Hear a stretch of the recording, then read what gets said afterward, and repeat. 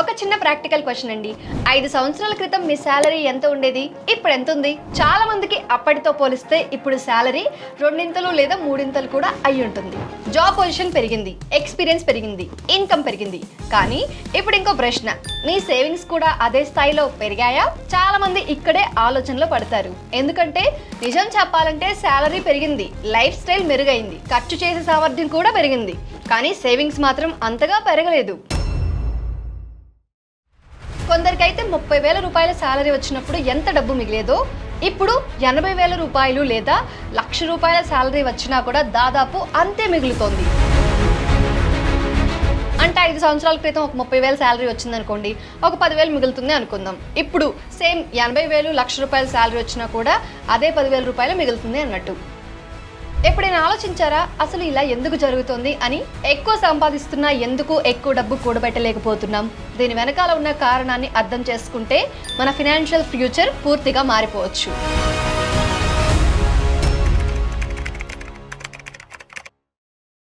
చూడండి, మన శాలరీ పెరిగినప్పుడు మనకు తెలియకుండానే మన జీవన శైలి అంటే మన లైఫ్ స్టైల్ అనేది కూడా మారిపోతుంది.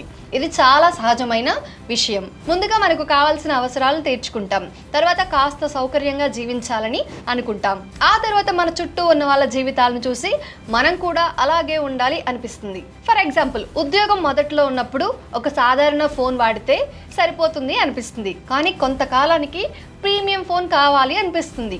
బయట భోజనం ఒకప్పుడు నెలలో ఒకసారి ఉండేది, తర్వాత ప్రతి వారం అవుతుంది. ఇక ఆన్లైన్ షాపింగ్ కూడా అవసరం కోసం మొదలై అలవాటుగా మారిపోతుంది.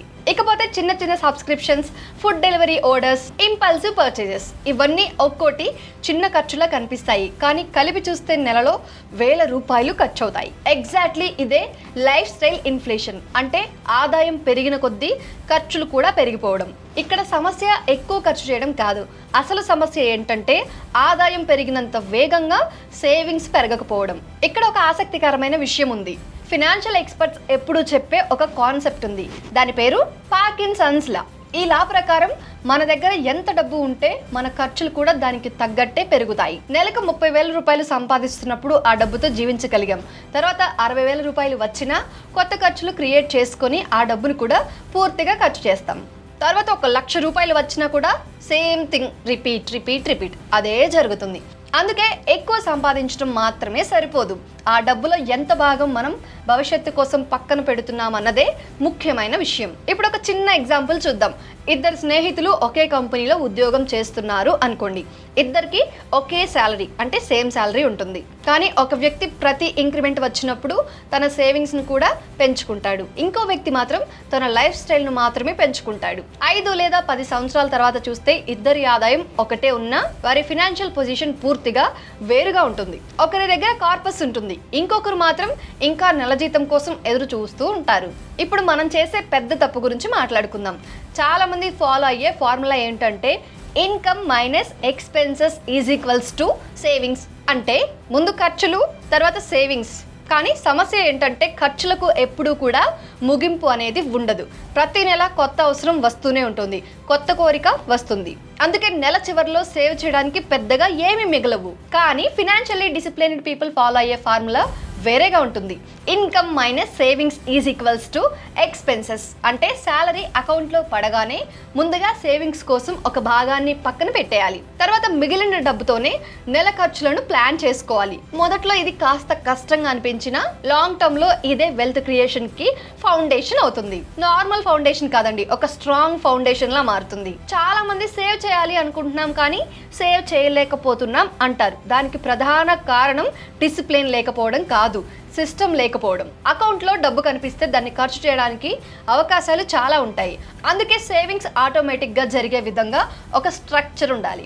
ఎగ్జాక్ట్లీ ఇక్కడే మై పైసా వంటి డిజిటల్ చిట్ ప్లాట్ఫామ్స్ ఉపయోగపడతాయి. ఎందుకంటే చాలా మంది శాలరీ పెరిగిన తర్వాత తమ ఖర్చులను అప్గ్రేడ్ చేస్తారు, కానీ సేవింగ్స్ గోల్స్ ను అప్గ్రేడ్ చేయడం మర్చిపోతారు. ఉదాహరణకి మీ శాలరీ 50,000 నుంచి 80,000 రూపాయలకి పెరిగింది అనుకోండి.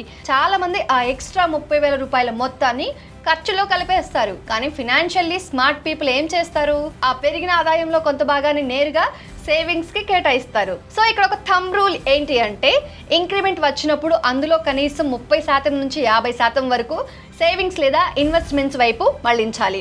ఇలా చేస్తే లైఫ్ స్టైల్ కూడా మెరుగవుతుంది, సేవింగ్స్ కూడా పెరుగుతాయి. ఎందుకంటే భవిష్యత్తులో మనకు అవసరమయ్యే లక్ష్యాలు చిన్నవి కావు.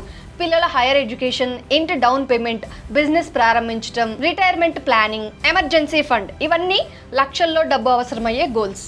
అలాంటి లక్ష్యాల కోసం ఒకేసారి 10 లక్షలు లేదా 15 లక్షలు సేవ్ చేయడం చాలా మందికి కష్టం. కానీ ప్రతి నెల ఒక నిర్దిష్ట మొత్తాన్ని డిసిప్లిన్గా కేటాయిస్తూ వెళ్తే కాలక్రమేణా పెద్ద కార్పస్ బిల్డ్ అవుతుంది. మై పైసా యాప్ ద్వారా మీ ఆదాయానికి, మీ లక్ష్యాలకు తగ్గట్టుగా చిట్ ప్లాన్ ఎంచుకునే అవకాశం ఉంటుంది.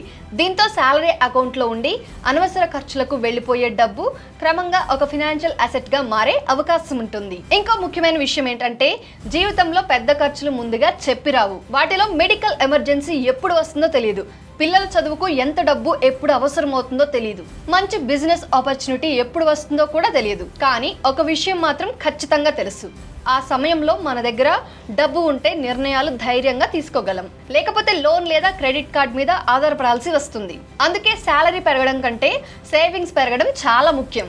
ఇన్కమ్ మన ప్రస్తుత జీవితాన్ని నడిపిస్తుంది, సేవింగ్స్ మన భవిష్యత్తును రక్షిస్తాయి. జనరల్గా చాలా మంది వెల్త్ అంటే పెద్ద శాలరీ అనుకుంటారు, కానీ నిజానికి వెల్త్ అంటే మన దగ్గర ఉన్న అసెట్స్, సేవింగ్స్, ఫినాన్షియల్ సెక్యూరిటీ. నెలకు ₹1,00,000 సంపాదిస్తున్న వ్యక్తి కంటే నెలకు ₹60,000 సంపాదించి క్రమం తప్పకుండా సేవ్ చేస్తున్న వ్యక్తి కొన్ని సందర్భాలలో ఫినాన్షియల్లీ స్ట్రాంగర్గా ఉండొచ్చు. అందుకే ఇకపై శాలరీ మెసేజ్ వచ్చినప్పుడు ఈసారి ఎంత ఇంక్రిమెంట్ వచ్చింది అని మాత్రమే ఆలోచించకండి. ఈ ఇంక్రిమెంట్ వల్ల నా సేవింగ్స్ ఎంత పెరుగుతున్నాయి అని కూడా ఆలోచించండి. గుర్తుపెట్టుకోండి, ఫినాన్షియల్ ఫ్రీడమ్ అనేది ఒకేసారి వచ్చే విషయం కాదు, అది చిన్న చిన్న డిసిప్లిన్ డెసిషన్స్ వల్ల వస్తుంది. ప్రతి నెల కొద్దిగా సేవ్ చేయటం, ప్రతి ఇంక్రిమెంట్ లో సేవింగ్స్ ను పెంచడం, అనవసర ఖర్చులను నియంత్రించడం, ఇవే భవిష్యత్తులో పెద్ద మార్పును తీసుకొస్తాయి. అర్థమైందా అండి? చివరిగా ఒక మాట, శాలరీ ఇంక్రీజ్ మీ లైఫ్ స్టైల్ని మార్చవచ్చు, కానీ సేవింగ్స్ ఇంక్రీజ్ మాత్రమే మీ ఫ్యూచర్ని మార్చగలదు. గుర్తుపెట్టుకోండి. కాబట్టి ఈ నెల శాలరీ అకౌంట్లో పడిన తర్వాత ఖర్చులు ఎంత పెంచుకోవాలి అని కాదు, సేవింగ్స్ ఎంత పెంచుకోవాలి అని ఆలోచించండి.